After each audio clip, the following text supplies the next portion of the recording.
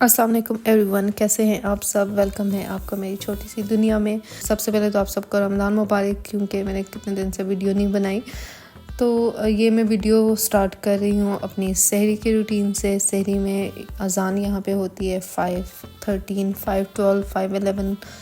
रोटी तो बनानी आती है नहीं तो फिर ये मैं बाज़ार से ही लेके आती हूँ, वहीं पे गर्म करती हूँ। तो मेरे हस्बैंड सालन खा लेते हैं और मैं अंडा खाती हूँ। साथ ही मेरी अम्मी की कॉल चल रही होती है, क्योंकि वहाँ पे असर का टाइम होता है, यहाँ पे हमारा सहरी का टाइम होता है। तो फिर किचन वगैरह समेट के सारे बर्तन धो के तो फिर मैं थोड़ी सी तिलावत कर लेती हूँ, क्योंकि बचपन से ही आदत है। जब भी रमज़ान में ना हमेशा ऐसा होता था कि हम कुरान पाक लाजमी ख़त्म करते थे, और जब 27 को ख़त्म करते थे और फिर कोई ना कोई मीठी चीज़ ना बांटते थे मोहल्ले में। उसके बाद फजर पढ़ के ना थोड़ी देर में सो जाती हूँ, फिर उठती हूँ क्योंकि ऑफ़िस के लिए रेडी होना होता है। तो ये मेरा आज का ऑफ़िस का आउटफिट था। 9:40 पे मैं निकल जाती हूँ, क्योंकि क्या हुआ है कि ऑफ़िस आवर चेंज हो गया ना रमज़ान की वजह से।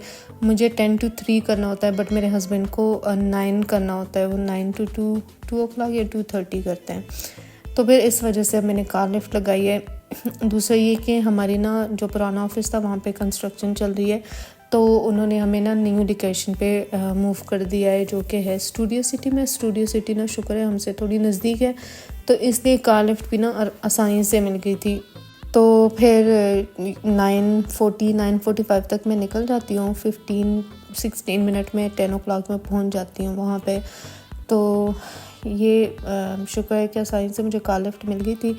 दूसरा ये कि वीडियो इसलिए इतने दिन से नहीं बनाई क्योंकि मुझे कोई मोटिवेशन ही नहीं थी क्योंकि पहला रमज़ान है, मैं घर से दूर हूँ, तो इस वजह से मुझे घर बहुत याद आता है रमज़ान में। स्पेशली जब हम अफ्तारी के लिए बैठते हैं तो सिर्फ मैं और मेरे हस्बैंड होते हैं। वो लोनलीनेस ना सही फ़ील होती है उस वक्त। घर में पूरी रौनक होती थी, अब्बू होते थे, भाभी भाई सब होते थे तो हम बैठ के अफ्तारी करते थे। अब्बू गुस्सा कर रहे होते थे, लेट हो गया है, जल्दी करो जल्दी करो। सारी चीज़ें याद आती हैं। तो ये वाले ऑफ़िस का ना व्यू बहुत खूबसूरत है। ये बाहर सारी ग्रीनरी है, और टाइम भी शुक्र है कि जल्दी 3 बजे घर चले जाते हैं। तो अभी तक ना मेरी खांसी ठीक नहीं हुई, मेरी आवाज़ आपको भी ऐसी लग रही होगी। तो फिर 3 बजे मेरे हस्बैंड आ जाते हैं मुझे पिक करने के लिए। फिर मैं घर आती हूँ। असर में अभी टाइम होता है, क्योंकि असर होती है 4:50 पे। हाँ, मेरे ख्याल से 4:50 पे होती है या 3:50 पे होती है। 3:50 पे होती है मेरे ख्याल से, 4 o'clock तक होती है।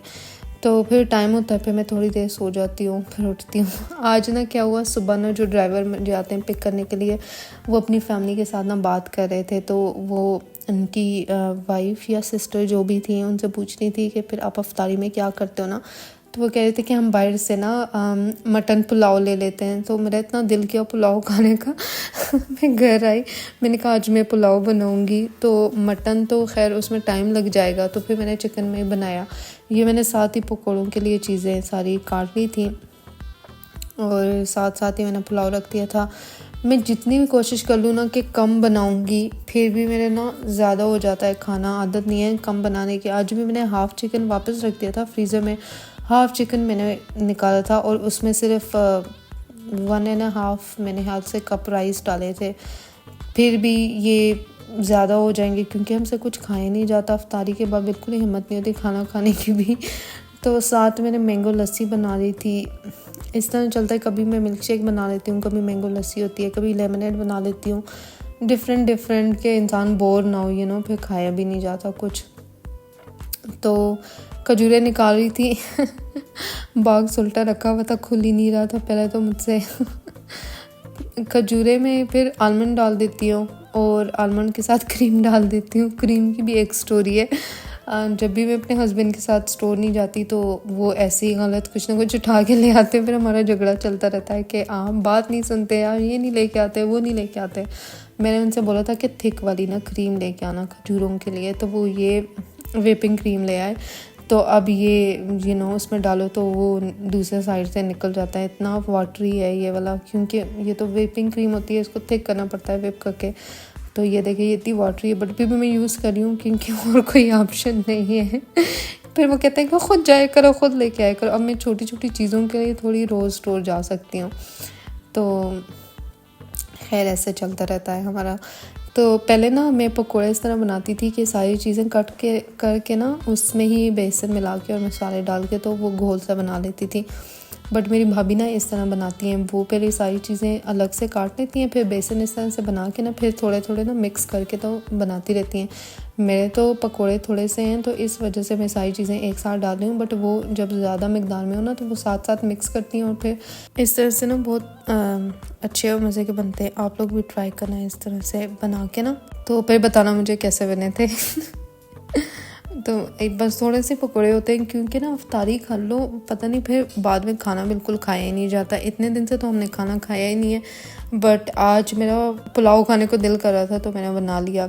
साथ साथ ही मैं अपने बर्तन धो लेती हूँ, किचन समेटती हूँ, क्योंकि मुझे ऐसा लगता है मैं सारा दिन बर्तन ही धोती रहती हूँ। इतने बर्तन होते हैं, ख़त्म होने का नाम ही नहीं लेते।